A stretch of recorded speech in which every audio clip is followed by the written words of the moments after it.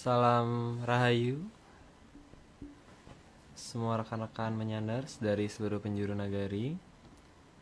Kembali lagi kita ke series Atlantis di episode 119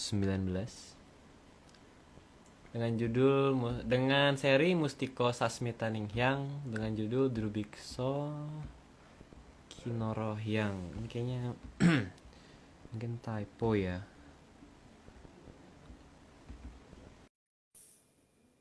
Oke, kita tunggu. Bapak aku.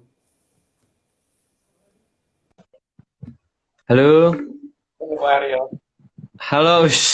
Aduh, nggak enak ini jadinya. Apa kabar, Om? Wah, siap pakai. Udah siap. Udah. Kenapa? Headset ya, katanya kalau headset bengong, makanya itu nggak pakai ya.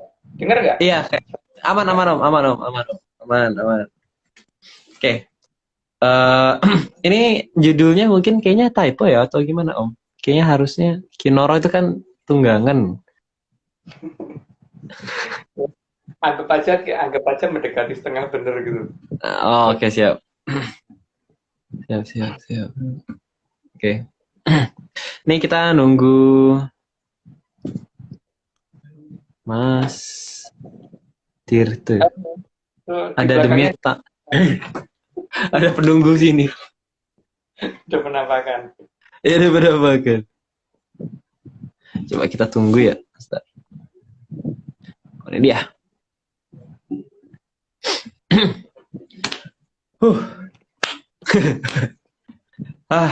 Oke, kita ini Mas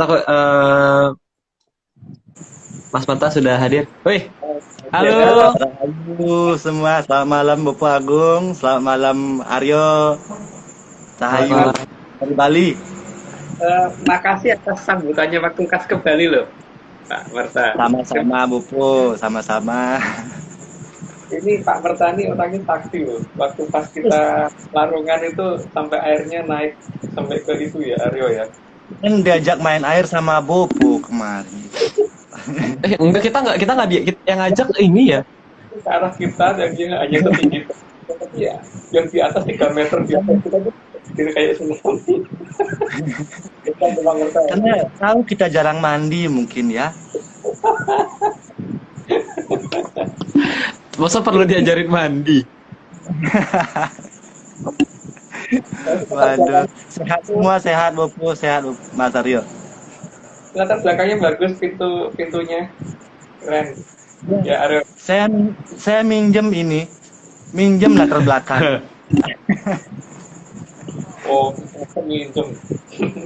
Ngangkatnya gimana kalau minjem ngangkatnya kan? Ini pintu dongeng Bopo. Pintu dongeng. Gimana itu pintu dongeng ceritanya?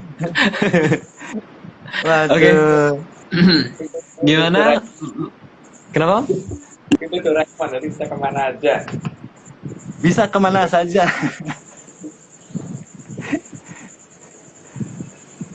Bagaimana suara saya jelas, Bopo, Mas Aryo? Aman, jelas. Mungkin kita tanya sama Nyanners ya. Suaranya aman ya? Nyanners? Aman semua? Harusnya aman. Mungkin ini agak delay. Jadi ketika kita ngomong ini biasanya 5-4 detik kemudian baru mereka dengar. Jadi agak delay biasanya. Disclaimer udah disiapin belum Mario? Disclaimernya. Oh iya, disclaimernya. Bentar. Aku lagi. Udah ada langsung lah. Ada aman. Oke, katanya aman semuanya. Aman. Ininya PPT-nya hilang. Bentar. Videonya aman, PPT-nya hilang. Nah, dah. Oke.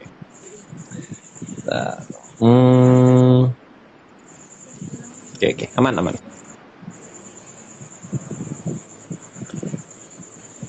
Oke, aman Mas Udah Siap. aman.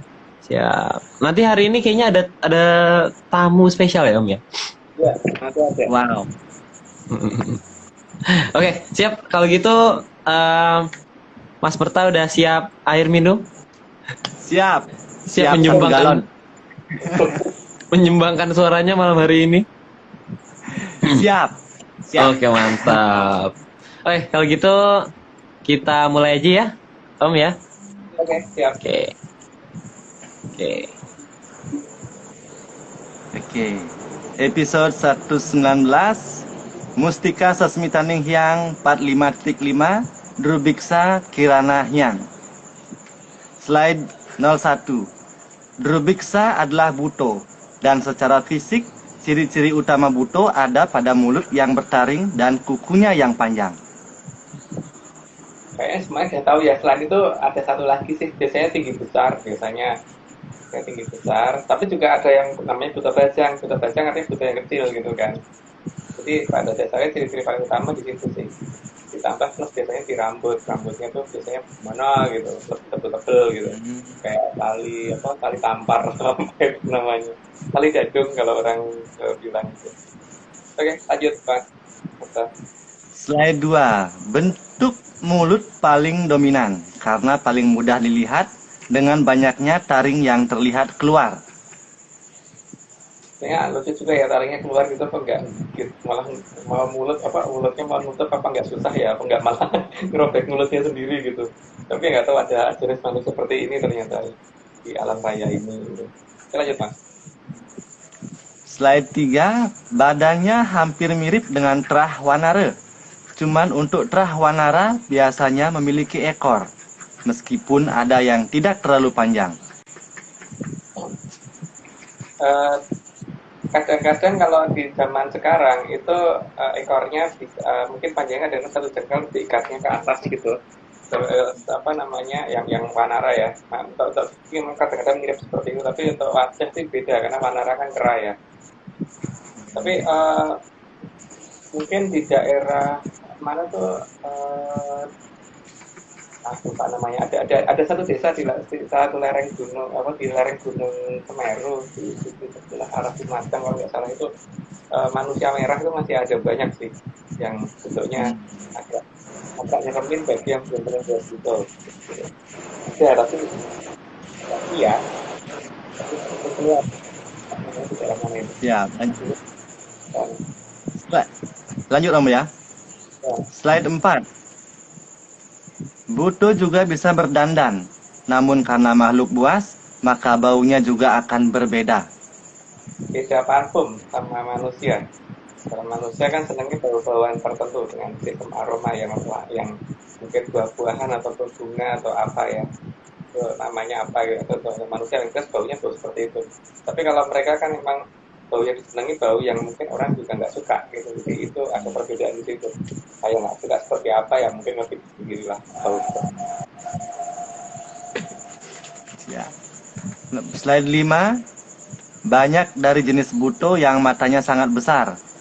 Dalam wayang kulit Jawa, buto yang ganas digambarkan bermata dua, sedang yang tidak begitu ganas akan digambarkan bermata satu. Jadi kalau dikatakan buto itu payang itu dilihat dari samping sehingga matanya cuma satu, enggak juga ya, ada yang digambarkan bermata dua. Tapi kadang-kadang wanoro juga digambarkan bermata dua. Tapi biasanya untuk satrio, dewa, dan baik mata satu. Itu dengan pakem wayang dari kerajaan Mataram ya. Oke, lanjut Mas.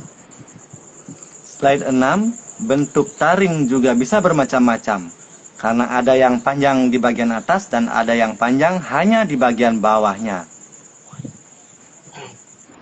Itu bisa dilihat di banyak penggambaran yang digambarkan oleh orang-orang di negara kita ya, yang pernah pada melihat mungkin di masa lalu, sehingga penggambarannya biasanya seperti itu. Kadang-kadang ada yang tajam taringnya di bawah doang, ada yang di atas doang, ada yang atas bawah gitu. Itu ciri-ciri seperti itu. Ya, lanjut Mas. Slide 7. Tapi pada dasarnya, sikap utama dari Drubiksa adalah suka menakut-nakuti, karena mereka memang bangsane memedi. Jadi, ancaman menjadi dasar dari pola kehidupan yang mereka bangun. Karena kalau tidak nakut-nakutin, rugi dong punya wajah serem. Terus kalau punya wajah serem tapi orang cuma ketawa lihatnya kan jadi nggak ini toh, nggak rugi deh gue punya wajah kayak. Makanya itu yang mereka hanya bisa melakukan itu gitu. Oke, lanjut Mas. Slide 8. Bagi Drubiksa, keadilan bukanlah prioritas, karena memangsa adalah hal yang penting bagi mereka. Bagi mereka, hidup itu untuk makan. Jadi bukan makan untuk hidup, tapi hidup untuk makan. Jadi ngembat sana, ngembat sini gitu. Dan ciri-ciri berbeda memang seperti itu. Isinya lapar mulu dan ya itu perlu dijadikan kuburan doang sih. Lanjut Mas. Slide 9. Pada penggambaran di wayang kulit Jawa, Buto rata-rata digambarkan sebagai pribadi yang suka marah, suka mengganggu, tapi tidak mau diganggu. Itu ciri khas yang ada di pewayangan Jawa ya. Jadi bisa dilihat. Nggak tahu di Bali begitu juga nggak Mas Perta. Tapi kalau di Jawa seperti itu. Kalau di Bali Ya, gimana? kurang lebih seperti itu. Jadi Mereka mirip ya. tidak suka mengganggu, Nah, tapi tidak mau diganggu. Benar. ini sama berarti kalau kita dengan di Jawa. Oke lanjut Mas Perta. Slide 10. Para Drubiksa lebih suka menurut pada aturan yang bukan berdasarkan sastraning alam, tapi pada sastra yang lain. Maka mereka pengennya ngerubah semua aturan supaya bagaimana supaya mereka dapat mangsa. Karena bagi mereka yang penting itu kan aturan alam harus diganti menjadi aturan supaya perutnya bisa jadi kuburan gitu tadi kan. Oke lanjut Mas. Slide 11. Badan Buto biasanya digambarkan tinggi besar dan tipikal makhluk yang maunya menang sendiri. Besar, tinggi dan apa namanya gede lah. Jadi rata-rata sih tinggi. Karena memang seperti itu kan dan karena ya mempunyai wajah yang agak serem kan bagi mereka kalau tidak digunakan gitu. Tapi harus menang sendiri. Lanjut Mas. Slide 12. Para Drubiksa tidak suka dengan sastraning alam, karena di sastraning alam mereka tidak ada celah untuk bisa semena-mena. Maka mereka tidak suka melihat alam yang indah. Karena keindahannya beda bagi kita gitu. Jadi eh, mereka mungkin yang kita anggap jelek itu bagi mereka indah, tapi yang mereka kita anggap jelek, yang kita anggap indah bagi mereka itu jelek. Ada beda beda ini ya, Beda beda persepsi. beda persepsi. Ya seperti gini aja ya. Kalau kita makan itu senangnya sesuatu yang matang, yang dimasak, dibumbuin yang enak. Kalau mereka mentahan, kalau kita mentahan nggak doyan gitu kan. Kecuali kalau ini apa masakan Jepang itu yang Si. itu pun masih pakai bumbu kan, bukan bukan bukan cuman tanpa apa-apa gitu. Ada perbedaan di situ. Jadi kita kalau pas mentahnya itu juga masih dibumbuin. Kalau mereka kan yang penting timbang. Ya, ya, Betul. Slide 13. Bagi para Drubiksa, alam harus berdasarkan mereka. Maka mereka sering mengakali supaya segalanya berdasarkan atas kehendak mereka. Ya kalau nggak gitu mereka nggak punya mangsa. Terus gimana dong supaya perutnya bisa jadi kuburan kalau nggak punya mangsa? Ya mereka harus mengakali itu semua kan. Ayo Pak. Benar. Slide 14. Maka hal paling dasar yang mereka hilangkan adalah bagaimana melihat dan mendengarkan alam, supaya semua harus berdasarkan sastra carikan. Sastra tarikan itu sastra buatan ya, dikatakan sastra buatan itu pasti akan jelas kelihatan. Jelas kelihatannya itu yang dikatakan sebagai pakem, misalkan untuk ketemu yang rencana itu bisa pikir balik tidak akan pernah bisa mencapai itu gitu karena memang seharusnya bukan itu. Oke, lanjut Benar. Mas. Slide 15. Maka para Drubiksa memilih agar mereka tidak mudah dilihat dan mereka memilih alam kajiman. Tujuannya agar bisa masuk ke semua makhluk, agar mudah mereka mangsa.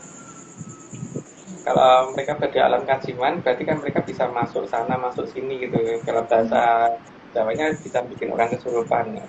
Misalkan masuk ke orang yang lagi nyetir kendaraan terus kendaraan ditabrak itu pohon atau dimasukkan jurang dan sebagainya gitu kan itu salah satu cara supaya mereka nggak ketahuan seolah-olah kelengahan dari si apa namanya Pengemudi. dari pengemudinya bukan bukan karena ada faktor X di luar itu yang pasti tidak akan diperhitungkan dan mereka mendasarkan teori itu supaya teori itu menjadi logis bahwa mereka seolah-olah nggak ada gitu kan. Oke, Betul. lanjut. Slide 16. Karena para Drubiksa tidak mau kehabisan Sukerta, maka mereka selalu berusaha agar mereka tidak terlihat. Kalau Soekarno pun kalau bisa melihat mungkin milih kabur, jadi ya paling tidak supaya mereka tidak kabur ya bagaimana supaya supaya ini Soekarno tidak bisa melihat mereka dan sistemnya dibikin jadi apa-apa kayak sesuatu hal yang menakutkan menakutkan itu yang dibikin. Slide 17. Selain itu, mereka sadar kalau wajahnya teramat sangat jelek. Maka mereka tidak mau terlihat oleh manusia, bahkan oleh para Sukerto yang menjadi mangsa mereka. Mereka menyadari kalau wajahnya itu nggak menarik, gitu. Jadi kalau misalkan kelihatan juga nanti mereka akan kehilangan mangsa. Jadi mending mereka melihat tidak kelihatan dan memaksakan supaya tidak bisa dilihat, gitu kan. Lanjut.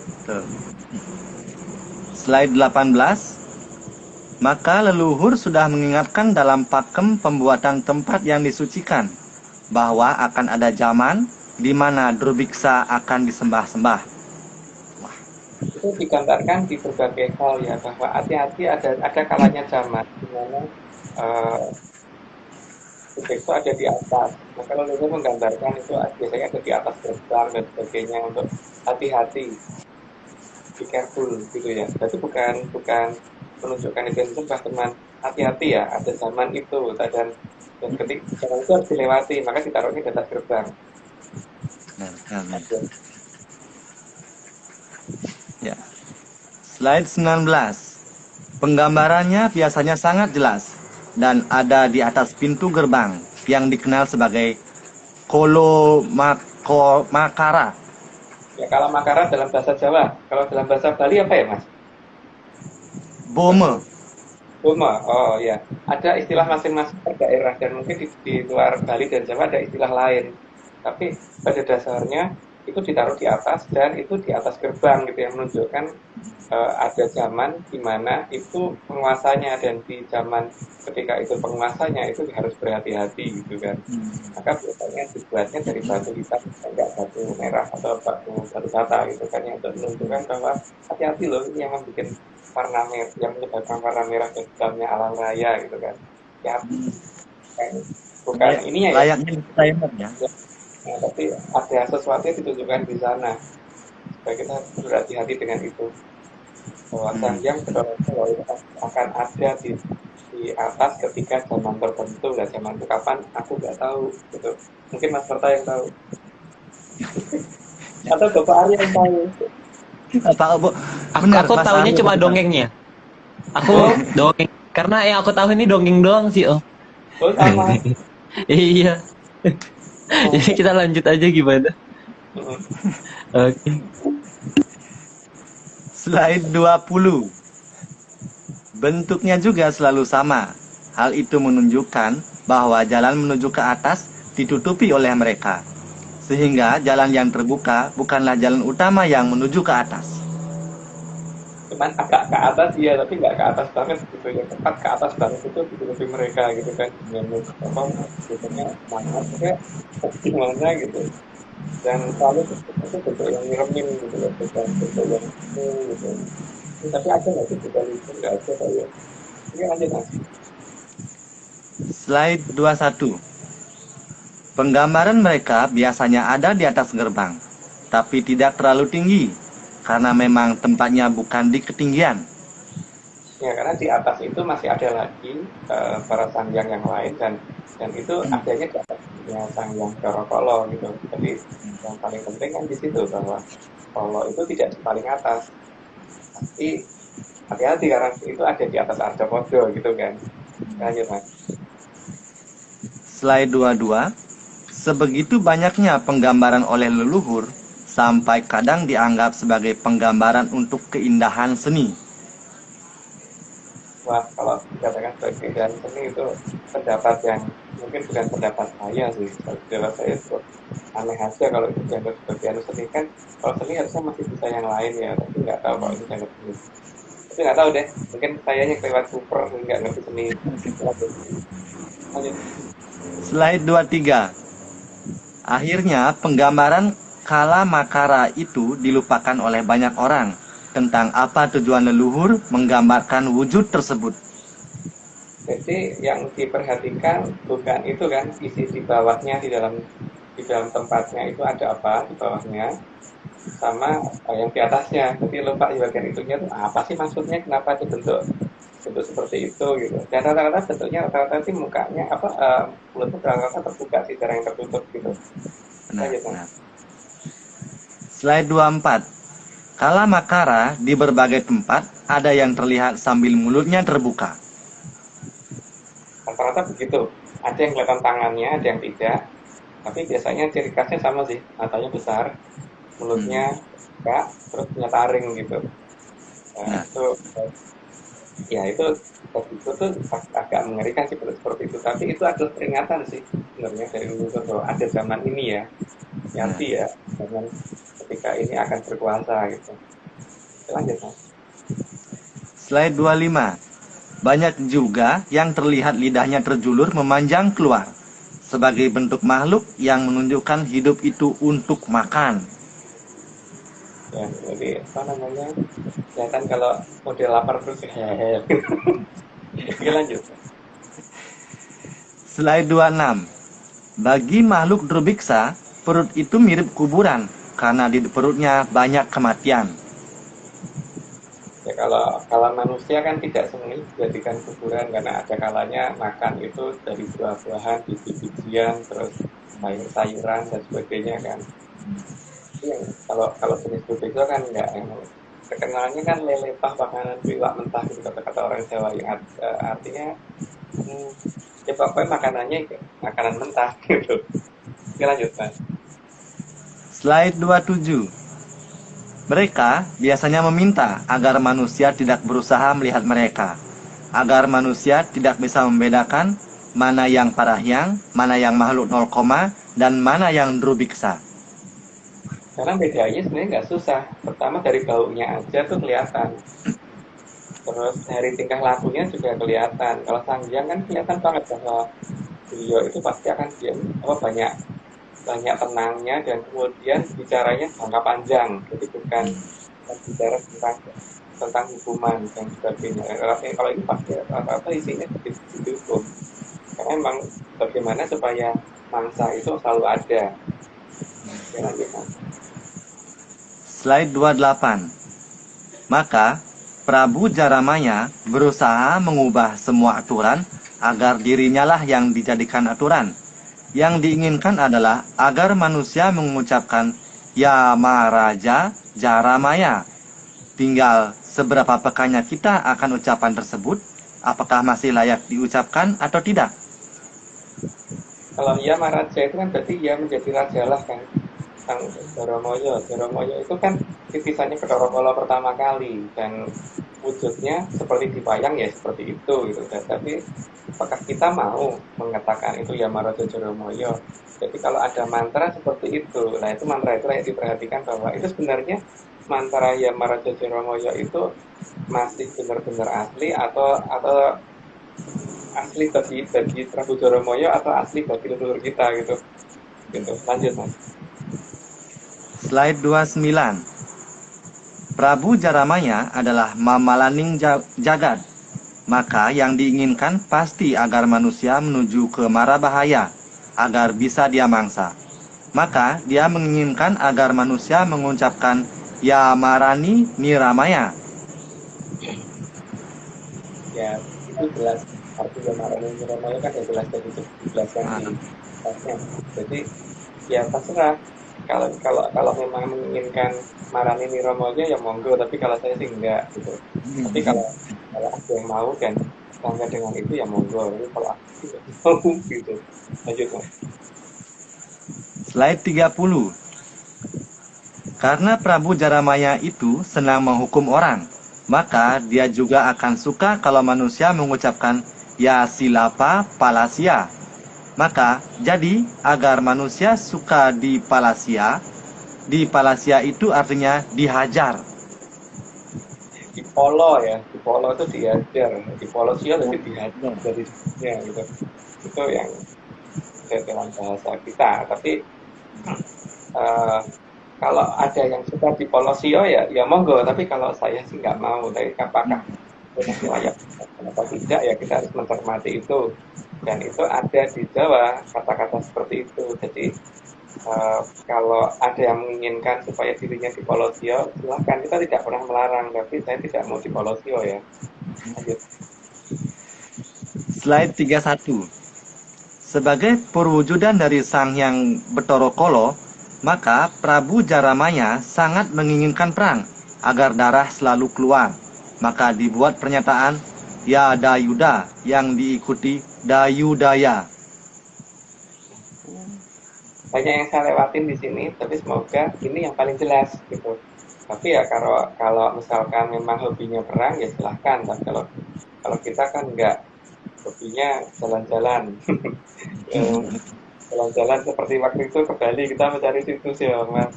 Gitu. Terus bagaimana kita berhubungan dengan alam, terutama laut dan sebagainya seperti waktu itu yang seperti waktu kita diajak sama Mas Merta waktu itu, dan bagaimana kita mencari keraton Mahespati yang ada di Bali dan sebagainya, itu yang akhirnya mulai kelihatan jelas keberadaan Mahespati dengan beberapa ciri-ciri di sana itu kan.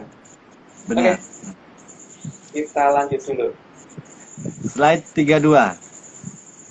Karena Prabu Jaramaya selalu ingin jadi yang tertinggi dan tukang sia-sia, maka yang diinginkan adalah ucapan Ya si Raja, Raja Sia. Ya itu haknya lah yang menginginkan supaya Prabu Joromoyo menjadi Raja Sio itu. Jadi kalau saya yoga, itu kan kita tidak bisa melarang orang toh Pak. Jadi ya silakan, mana itu pilihan kok. Lanjut Pak. Slide 33. Bahkan Sang Sadumea yang dijadikan ahli strategi di keratonnya Prabu Jaramaya juga harus disebut agar manusia semakin takluk. Makanya ada Yesa Dumeo. Ya agak tak terusin deh, tapi yang paling tidak ini apa namanya, hati-hatilah kalau sesuatu yang tidak kita ngerti artinya, itu sebaiknya kita hati-hati mengucapkan itu. Ya, lanjut Mas. Slide 34. Ada juga Sang Mahapatih Kolo Gatiko di bawah Sang Hyang Bathara Kala yang sangat ahli dalam mengalahkan manusia berdasarkan hati dan perasaan. Ini paling susah ya kalau Gatiko ini. Jadi kalau Gatiko itu menghancurkan dari sisi perasaan sih. Jadi dia akan biasanya kalau cowok berarti menggodanya dengan cewek, atau kalau cewek menggodanya dengan cowok dan sebagainya gitu. Nah, dulu apa Mahapatih kalau Gatiko itu paling bahayanya di situ. Jadi hati-hati dengan godanya kalau Gatiko itu dalam keraton kita. Lanjut Mas. Slide 35. Mahapatih Kolo Gatiko sangat berbahaya karena cara kerjanya yang sangat halus. Bahkan manusia yang tergoda sering tidak menyadari kehadiran Sang Kolo Gatiko. Ya, di sini memang perlu kemampuan untuk melihat ya, karena memang kalau Gatiko itu sangat susah banget dibedain. Jadi ngerti-ngerti kayak ada godaan, dan seolah godaan itu adalah yang benar gitu loh. Jadi karena memang bekerja berdasarkan perasaan gitu. Ini udah 35 Bapak Aryo. Gimana kalau kita disclaimer dulu? Disclaimer. Oke, siap. Disclaimer yang ada beli mertalah. Kita coba. Bentar, mana ya? Oh, ini ada. Suara kecil.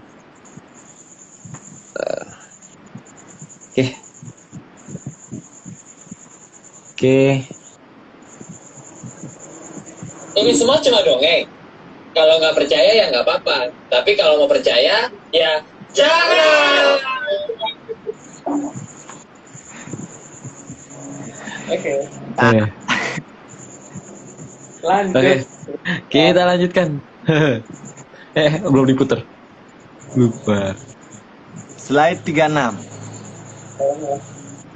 Oke. Bahkan Sang Kolo Gatiko bisa membuat agar manusia hilang rasa kemanusiaannya. Wih, bahaya nih. Itu anu ya, kalau vertikal banget kayak seperti itu, bekerja sangat halus dan hati-hati sekali, cermat sekali itu. Jadi orang tuh nggak ngerti, benar-benar kadang-kadang nggak paham kalau untungnya kalau vertikal. Dan zaman sekarang ini rusaknya keluarga, rusaknya negara dan sebagainya rata-rata karena olahnya kalau vertikal berdasarkan domain di ART. Gitu. Lanjut. Slide 37. Maka, sang kologatiko kadang disebut sebagai sang caya atau tukang caya sia. Tidak perlu diartikan deh, tapi ya seperti itulah. Jadi hati-hati dengan mengucapkan satu mantra yang tidak kita pahami artinya gitu. Lanjut Mas. Slide 38. Sebagai tukang caya sia, maka Mahapatih Kologatiko harus bisa membuat orang percaya bahwa yang salah adalah benar dan yang tidak jelas dan gelap adalah hal yang benar. Keahlian kologatikal di situ ya, membalik perasaan dan membalik itu logika. Jadi akan kelihatan yang salah jadi kelihatan benar, dan seolah-olah mempunyai pakem yang banyak, padahal kalau dicermati benar itu pakemnya sebenarnya akan kelihatan kalau itu salah. Oke, lanjut Mas. Slide 39. Sebagai si yaca, maka agar terlihat sebagai sumber cahaya, maka dia juga bisa mengeluarkan sinar. Cuma cahaya sia yang dihasilkan itu merusak, bukan membuat alam menjadi lebih indah. Dalam skala besarnya wujudnya jamur tipo ya, tapi dalam skala kecilnya itu akan membuat orang jadi kelihatan kena prematur aging. Yang paling kelihatan seperti itu. Oke, lanjut Mas.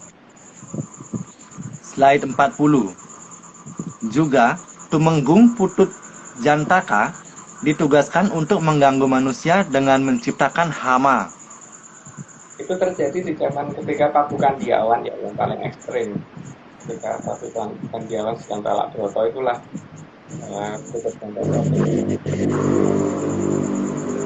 Putut Jantaka juga bisa dibedakan dengan cara gini. Yang menggunakan ular king cobra itulah si Putut Jantokonya. Jadi Om sorry, tadi kepotong yang bagian dari mulai Putut Jantoko dari zaman Prabu Sang Moho Prabu Kandiawan. Tadi kepotong. Oke, ya. boleh diulang dikit. Yang slide nomor berapa? Enggak, tadi Om Agungnya, suara Om Agung tiba-tiba putus tadi. Oh, suaraku putus. Iya. Oke, jadi Putut Jantoko itu membuat masalah yang sangat besar di zaman Moho Prabu Kandiawan.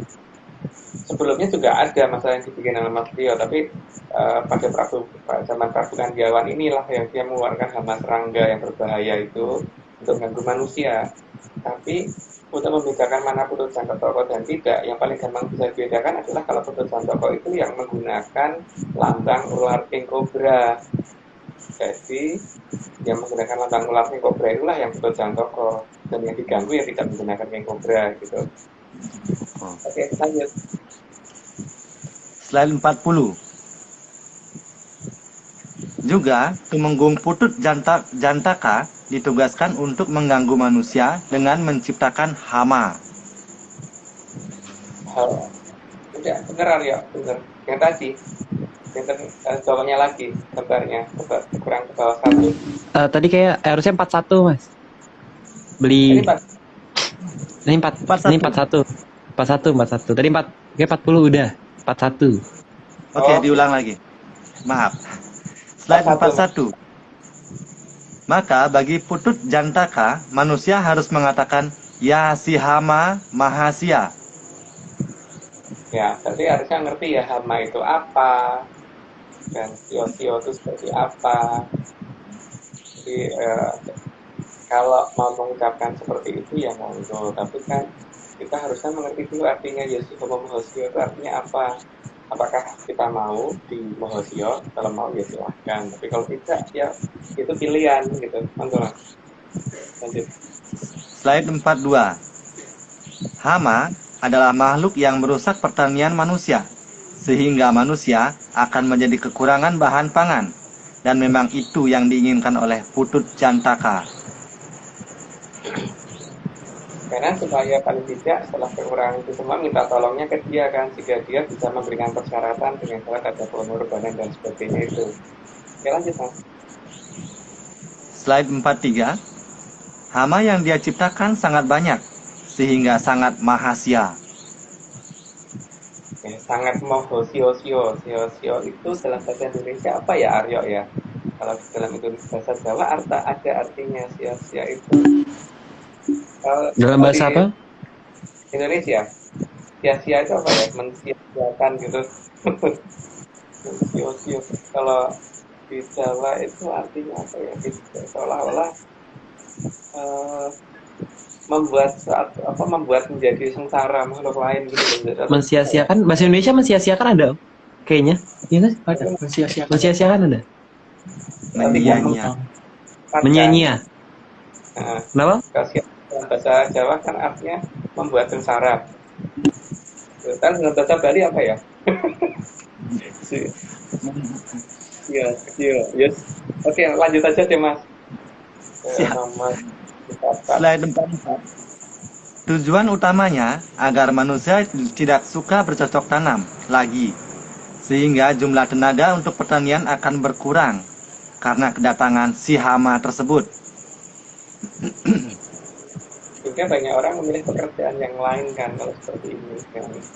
Karena kalau bertani ternyata tidak ada hasilnya, makanya mereka menganggap kalau misalkan pertanian itu bisa berjalan dengan subur itu adalah pertanda akhir zaman untuk mereka gitu kan.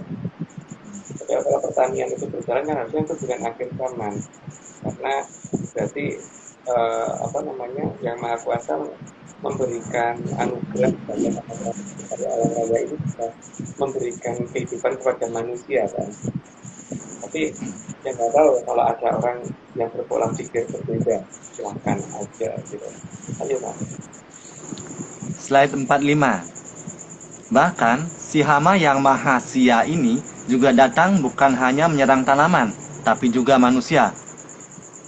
Ya namanya juga serangga, dan dalam serangga salah satunya kan ada nyamuk, bahkan yang nggak enak pun seperti lalat pun kan ganggu banget kan kalau rasa.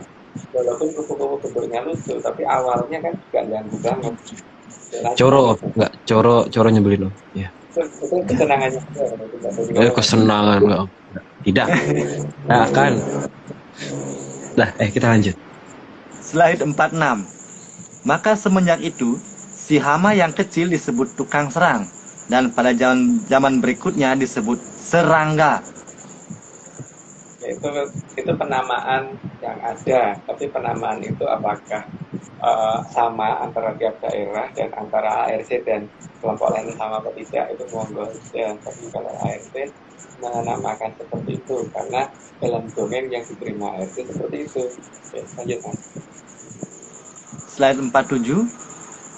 Maka serangga yang termasuk dalam si hama sampai sekarang pasti sangat mengganggu manusia. Dan trauma yang dialami oleh mereka yang pernah diserang itu, maka kemudian sampai dengan sekarang mereka akan menggambarkan alien itu mirip serangga gitu kan. Jadi itulah dulu si Homo Mohosionya terjadi di lokasi itu di bawah hutan rokok di waktu itu. Oke, lanjut aja mas. Slide 48. Bahkan tawon yang ada gunanya sekalipun akan tetap berbahaya bagi manusia, dengan ciri-ciri selalu keroyokan kalau menyerang, dan senjata mematikannya ada di belakang. Itu udah tahu ya kalau bentuknya tawon seperti apa ya. Sekarang kalau tawon yang menyerang sendirian dalam satu koloni, pasti kalau satu diserang menyerang semua gitu. Biasanya gitu kalau tawon yang ada di alam liar ya. Tapi tawon yang dipelihara seperti apa nggak tahu kan. Aku belum pernah lihat peternakan tawon secara langsung. Kalau di alam liar pernah sih. Dulu waktu kecil ada sarang tawon tak lempar batu, betul tawon sarangnya jatuh hampir pecah. Seperti itu. Oke lanjut mas. Slide 49. Artinya, meskipun bisa memberi manfaat bagi manusia, tapi tawon tetap bisa jadi sang mahasia. Ya. Terutama tawon yang dari gede-gede itu, tawon dari mana saya lupa itu kan biasanya malah membunuh tawon-tawon yang penghasil madu. Oke lanjut mas.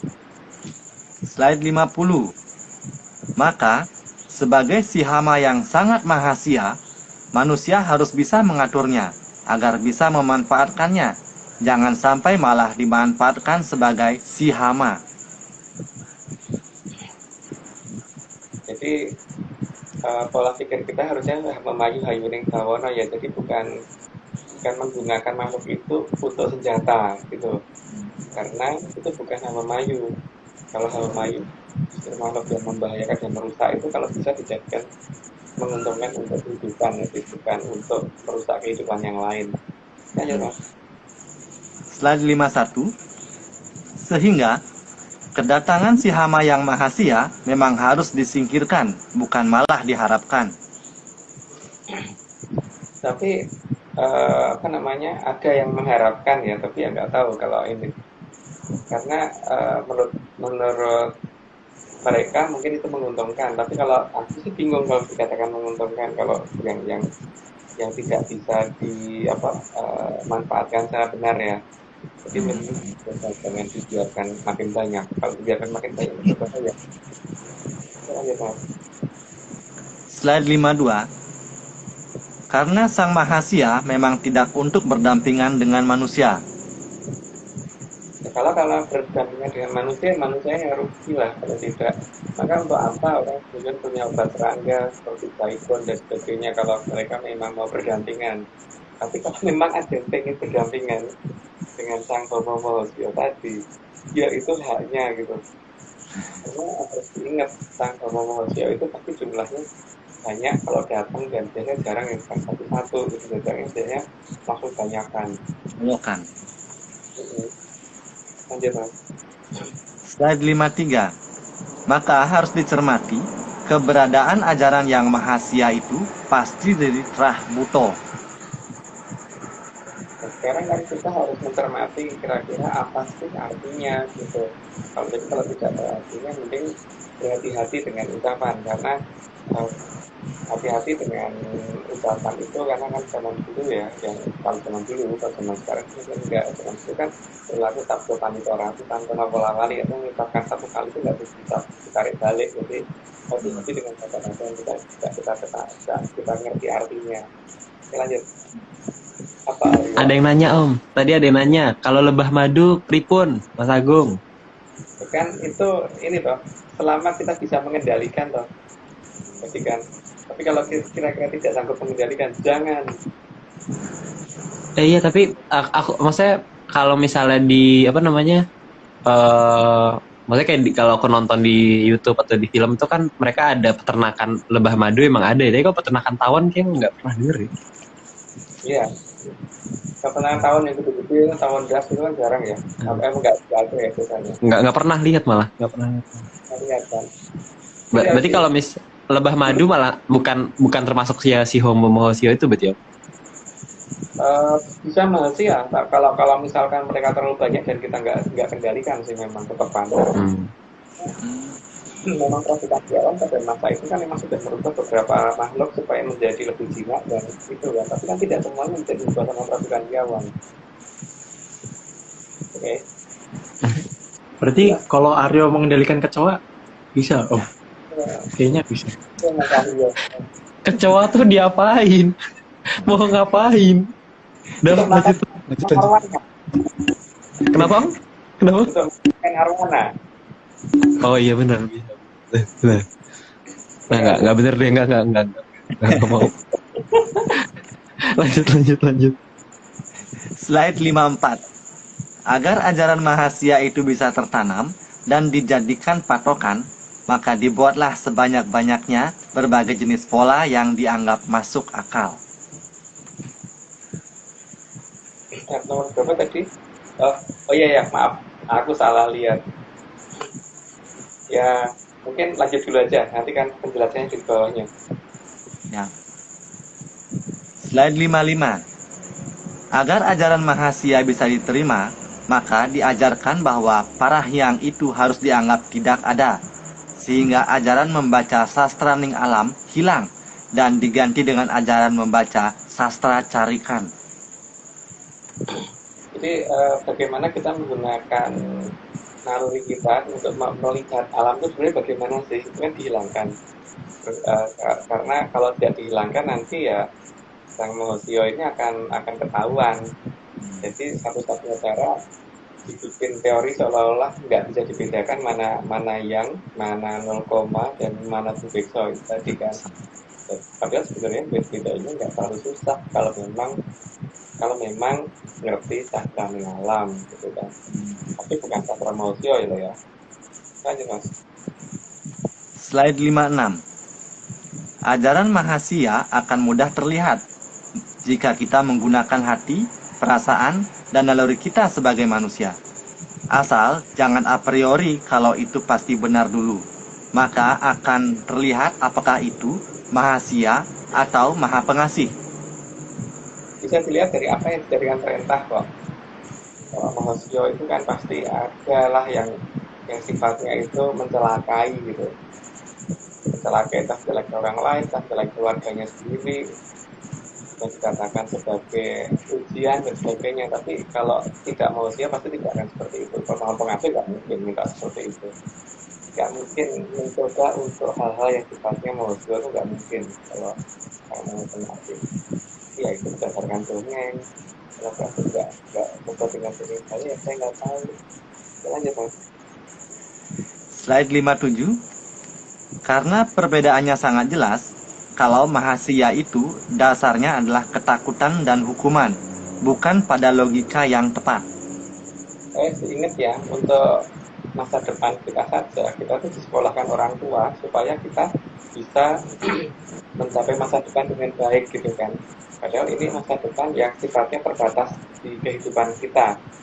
Nah, untuk sifatnya keabadian, ya seharusnya logika lebih digunakan lagi kan, karena waktunya lebih panjang loh penggunaannya. Maksudnya tidak boleh menggunakan logika, dan yang Maha Kuasa memberi kita logika itu untuk apa gitu kan? Ketika untuk melihat bahwa yang kita dapat itu Mahasiswa atau Maha Pengasih gitu kan. Itu harus jelas dan logika harus digunakan.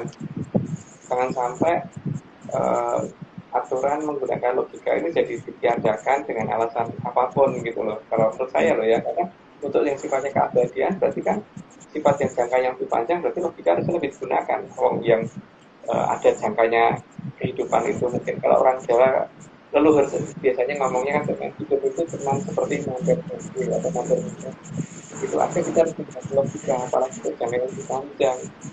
Masa nggak boleh menggunakan logika, kan aneh. Ya, lanjut. Slide 58. Maka Sang Mahasiswa tidak akan mau kalau manusia menggunakan logika untuk melacak siapa itu Sang Mahasiswa, dengan alasan alam di atas tidak bisa dilogika. Memang logika